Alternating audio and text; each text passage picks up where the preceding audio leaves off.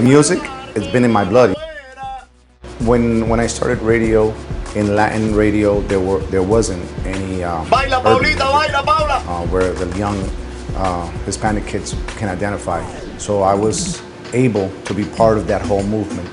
When the urban music started coming in, we started looking for our own sound of urban music. You know, I used to listen to, of course, hip hop and reggae and house music, freestyle. But then we needed something that was ours, that was in our language, and we had our fusions, our Caribbean flavor, our South American flavors. I'm honored and I'm proud to say that I'm part of that whole era, you know, when it started in the late 90s, early 2000s.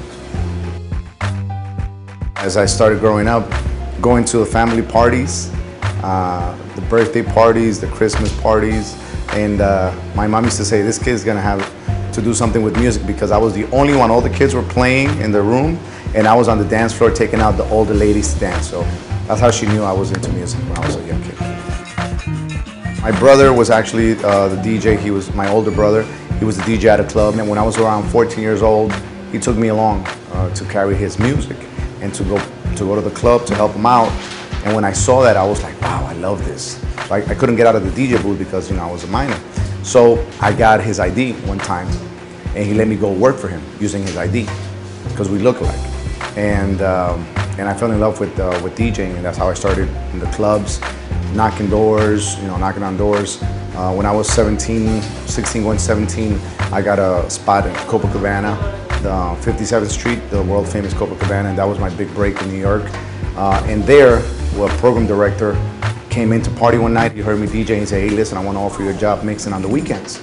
I didn't know how to speak on the radio. I just knew how to, you know, mix music. And he told me, if you do good on the radio, this could be a career for you.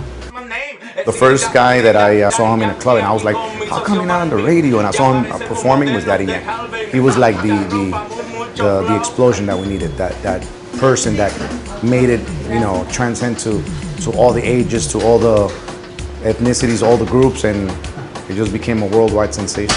About 4 years ago, Pitt, he did a remix on a track, and he told me, he goes, Al, you should, you know, do your own records, you should do your own music, produce like the English DJs do, like the David Guettas of the world, the Calvin Harris, the DJ Khaled's, and you have a lot of friends in the Latin industry. Start recording music, man, start producing.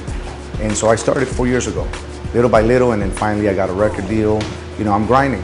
I'm just, you know, trying to put out good music and do a little bit of everything, you know. But once you play good music, doesn't matter where you're from, you're gonna dance, you're gonna have a good time. Hey, NBC News fans, thanks for checking out our YouTube channel. Subscribe by clicking on that button down here, and click on any of the videos over here to watch the latest interviews, show highlights, and digital exclusives. Thanks for watching.